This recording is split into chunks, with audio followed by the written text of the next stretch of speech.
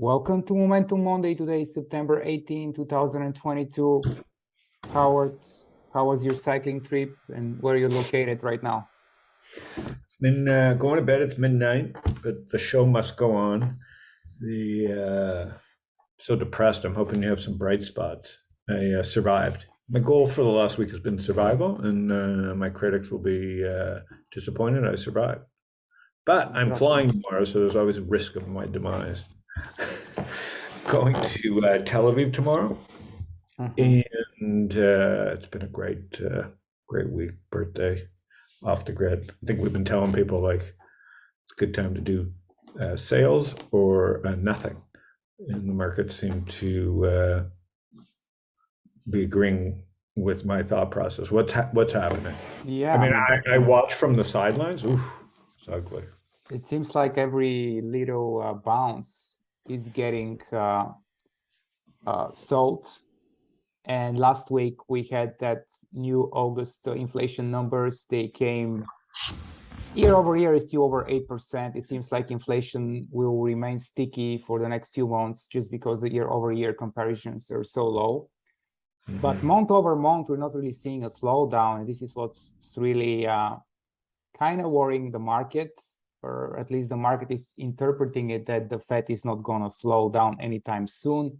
So if all the central banks continue to raise interest rates, and at the same time, we are already seeing that there is a contraction in credit, obviously this will be felt at companies' balance sheets and companies' profits and at the unemployment. So the market is definitely worried about two things. One, that the Fed might be fighting yesterday's battle. I mean, obviously inflation is still high, but the way things are going, there might be a recession coming next year. At least this what we can judge by the guidance from FedEx. Like a couple big companies reported last week. FedEx, I mean, they lowered their earnings guidance by like 60-70%. That's a huge drop. They had the biggest drop, I think, since 1987, big one-day drop. And the other one was like a steel producer, Nucor, also big downside guidance. And this is one of, a typical cyclical name.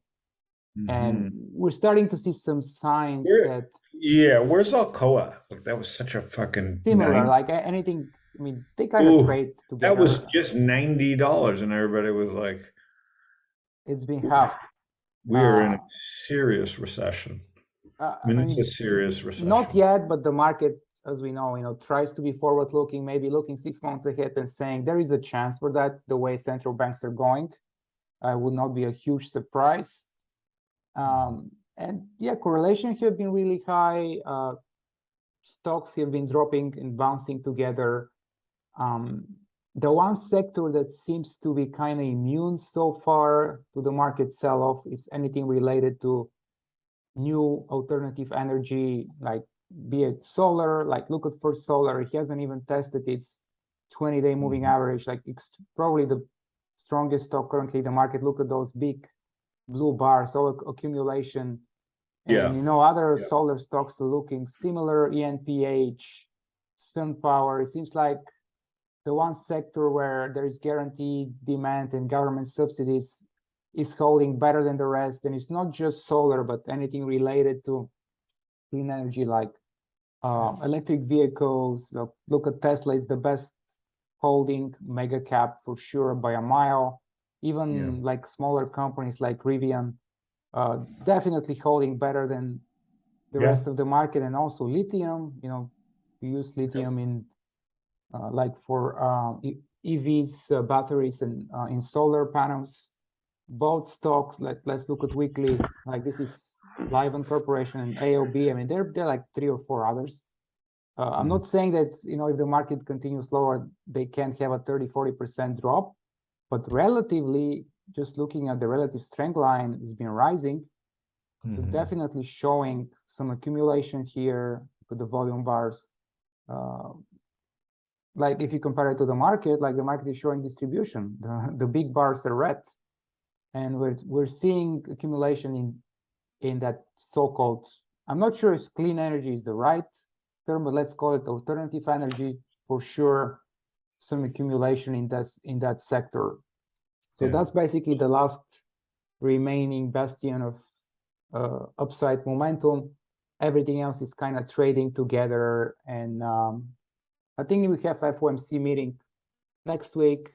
Probably a 75 basis points increase is already been discounted by the market, and the market will be paying attention to what the Fed will say their intentions are for the future, if they will remain as resilient as they have been so far. Because as we know, the whole premise behind the summer rally, and it was a pretty significant bear market rally, was that the Fed will pivot because of the threat of recession. So far, I mean, the Fed has been very clear. It's not pivoting. Inflation remains high. I mean, probably you can see it from your perch too, how, I mean, the government is coming up with new spending bills. Companies are raising salaries, not only private, but also public companies. Like the railway workers just received a 25% increase. And in all other industries, especially unionized, they're getting big and probably deserved paycheck increases, which will impact inflation. So I don't know what you're seeing, Howard. Well, again, I'm seeing the countryside. So I'm in Italy. Let's say I put 40 hours this week on the bike. So that's a lot of alone time to think. So let's go through the bear case. That's quite easy, price and volume. Let's pull up S&P and the NASDAQ, because I don't want to go through all the stuff we've been talking about for 6 months of why we've been negative. Okay. So we're firmly, I think there's like the most since 2013 I posted, and it caught a lot of people's attention. I forget who shared. This is the longest we've been below, or a certain amount of stocks have been below the 200-day moving average since 2013. Okay. So here's the bearish case: is everybody's still over allocated to stocks, and it's not their, just people haven't seen this since 2013. Okay, and look where we've come since 2013, right? When, the last time we kind of saw this kind of sideways to down action. So there is some good news that obviously things look bleak when stocks are below the 200-day moving average. But what I've been, and you have been telling people, is like, you don't have to be a hero. Bad things happen when we're below the 200-day moving average. So go into the weekly. Like, you don't have to be a hero. Generally, if this is the bottom, great. We already have identified where the future is. It's going to be solar. So what you're calling the last bastion could be the first bastion of a bull market. So who cares if you're right or I'm right? The good news is, if you're wrong and I'm right, and it's the first bastion of a bull market, great, because that means there's some new bull market. Money is going to pour into growth because of this new bull market. And yeah, it doesn't mean it's good news for stuff that's lagging, but there'll be all kinds of new money flowing in, and there is plenty of capital out there. So that's the good news. But I'm saying the bad news is just the price action. Okay. And there's bad price action through tech, financials, biotech, even though there's been some rallies. It's just widespread bad price action, and bad things happen when we're in this position. We know all the bad stuff about rising rates and the Fed being behind and the war in the Ukraine. I mean, it's all on the front page. So really the only thing that can happen now is some sort of panic, and that will be caused by something breaking, right? With the US dollar being this strong and interest rates rising, this is a bad situation for people that owe the United States money, right? The cost of this debt rises. So at some level, the United States can't afford this because we're the lending everybody. So right now, what can happen is, because we're below the 200-day moving average, there's signals that things are breaking. Okay, but there's also, like you said, signals of some strength. And I can confirm that strength in these areas by what some people who have been right a very long time making bets are doing. So Chris Sacca, who worked at Google, then had one of the best venture capital funds of all time, and then kind of retired, came back last year and raised a big climate fund. Then you have Fred Wilson, who I just sat with, and he's had an incredible run in media and tech and social media. And he started making climate and was telling me about a nuclear investment that he made. Now, these are people that like came out of MIT and Google and got many trends right. And now they're completely changed what they were interested in and learned a new subject and are focused their life's work on this, like what you've been talking about, alternative energy, which is related to climate, and nuclear energy, which is related to oil. So the good news is really smart people are making really long-term bets in completely new directions for themselves. That's a good sign because they're smart people and they've been right in the past. Okay. And they're taking reputational risk and their LPs risk to make these long 10 and 20-year bets. Okay. They could be completely wrong. Don't get me wrong, but the sign they've been right before. Then you have the price direction that you're pointing out in chemicals and solar and the Teslas of the world relative strength. And even the biotechs, even though they've been so weak, they're showing relative strength recently. So there are some good signs. But overall, you have to honor the fact that the indexes are below the 200-day moving average. Government's a mess, no good politicians, yada, yada, all the stuff you're seeing in the headlines. So we need to see a lot more good stuff before you can really put serious money to it. And while all this is happening, everybody's hiding out in Apple, and we're seeing what's happening with Apple. Despite all how great Apple is and how dominant they continue to be and how much they continue to stick it to their competitors in new markets, now being Facebook, you can't get anywhere, right? And that can be read both ways, but now it's below the 200-day moving average, and you can see the increasing on the red days, on the down days, you can see the increasing volume, right? So you got distribution in the biggest company in the world. So people are looking to this last bastion. Now, this could be a good sign, meaning it's the beginning of the end of the bear market because Apple dropped 20, 30%. You'll look for stocks with relative strength and a new bull market can resume. But I just don't think it's going to be that easy. So, that's really what I'm looking for. You have these really smart people completely flipping their careers and going in a different direction from what was the trend of the last 15 years around mobility. And I would say this myself, I'm away for a month, completely away. And I'm so connected, right, productivity wise, that there's no stress. 20 years ago, if you couldn't leave your office for a month and be productive, right? You could focus on one thing, whether it was business travel or a vacation, but like there was chaos, right? When things go. Now I'm completely connected. I can ping you 5 minutes on a Sunday without a plan and get our Momentum Monday done. You know what I mean? Like there's and all my email and all the family stuff, texting and pictures and updates and status. So like productivity wise, the world is set up to do great things. It's just there's this huge misdirection in capital from this long bull market. And there's just a lot of capital being wasted and fluttering around. But there are signs, as you see in the prices of energy, that are good. And the one thing I do worry about at Apple is just eating so much market share of so many other companies. And you just can't have one company ruling. And what are they? I don't know what percentage of the index they are, Ivan, but like it's just eating Look at away. Meta and Google already made New Year today lows last week.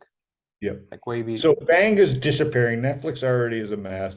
Microsoft seems to be finally fading. Yeah, same thing, new lows. Yeah. Adobe, which is Well, they made big acquisition.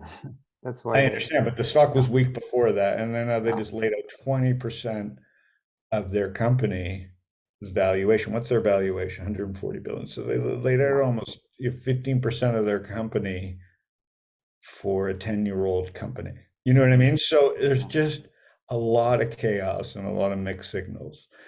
And so many of the old guard are breaking it. Like to think that Apple can avoid this kind of technical fate seems like folly. So the real question will be, if Apple were at $100 tomorrow, what would the world look like? And I don't know. And if Apple was at 180 and breaking out to new highs, what would the world look like? And like without that knowledge, it just seems like a crapshoot out there in general. So I'm just still don't have like a clear direction of how to put real capital to work in the markets.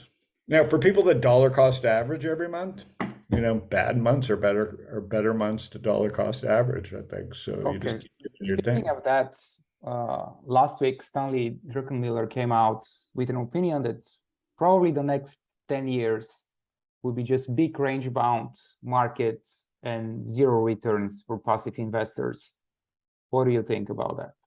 Just similar to 2000 to 2000 and That would make the That- most, I mean, that would be a pleasant surprise because, blindly allocating every month in the 60/40 portfolio has worked for so long. And now that blew up this year with bonds having their worst year on record.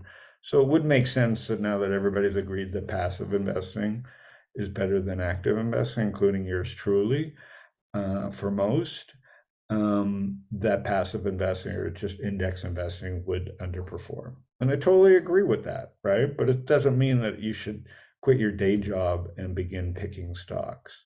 And if you are going to do that, try and still understand how the markets work. You don't have to be technical analysts and draw lines, but like the weight of the market, when the markets are below the 200-day moving average, like lesson number one is your odds of outperforming the market will go up if you're great at understanding the markets, but also if you're just some kind of simple generalist, this is not a great time to be testing your skills against experts, because like we've seen with FedEx, these mistakes happen in the downside. And let me give you a story about FedEx. They've spent 8 years, give you an anecdotal story.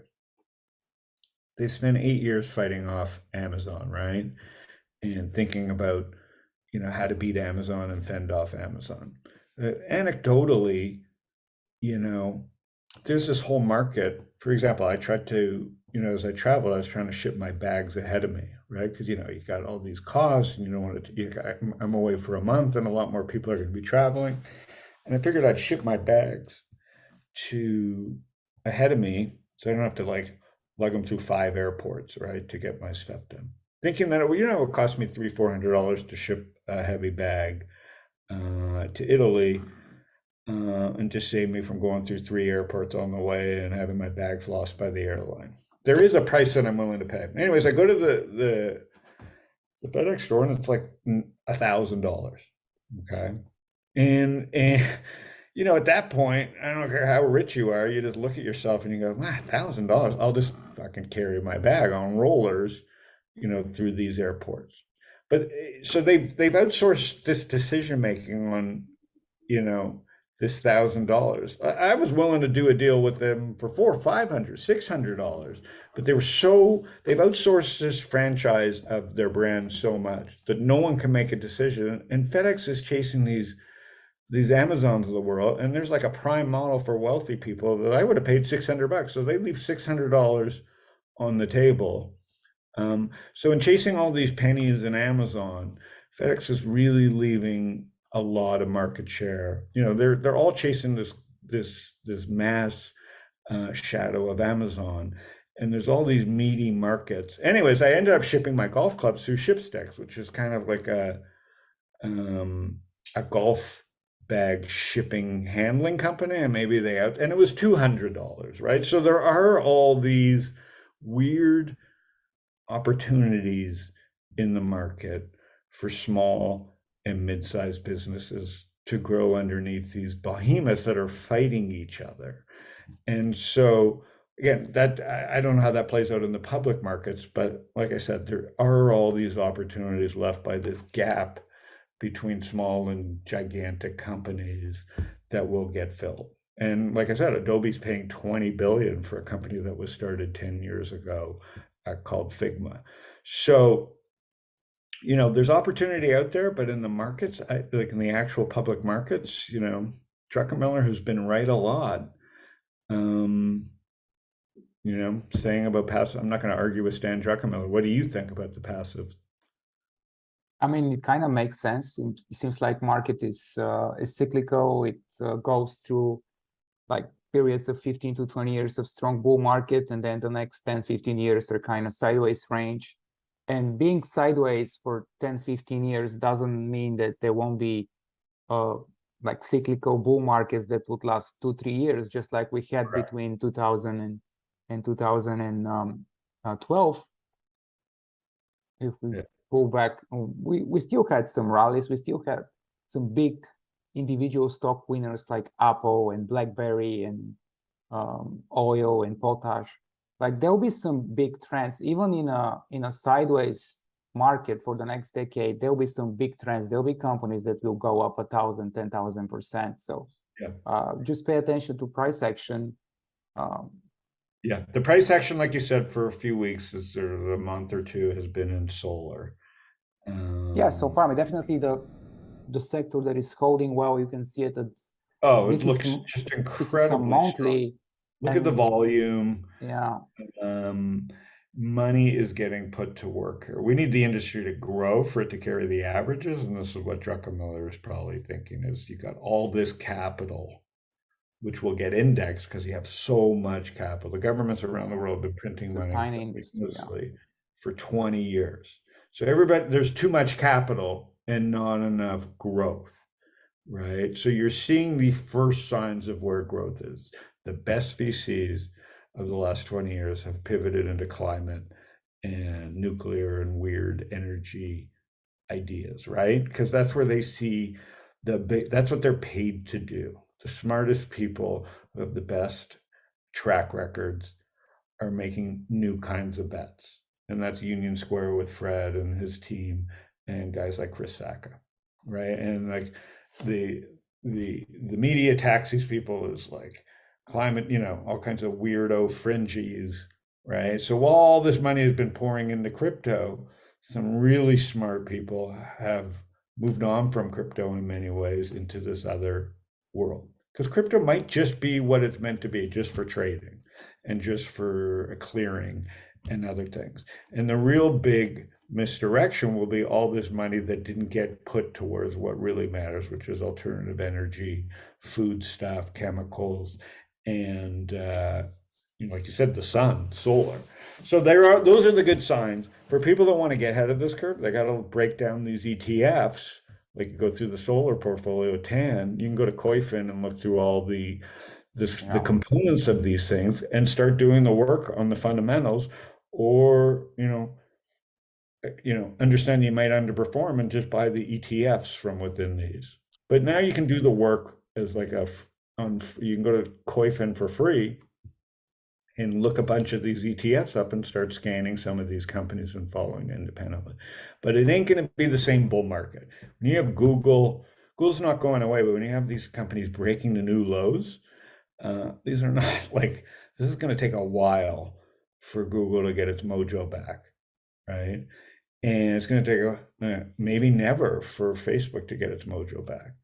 And Netflix is not going away, but the competition is here to stay, so money's looking for clear paths to growth, and this is just a really big bear market that's going to set off these new trends. Anyways, I'm going to go to bed. All right, Howard. I'm talking to a lot of great founders in Israel, so I'll have some other opinions next week. Ivan, have a great week. All right, see you next week.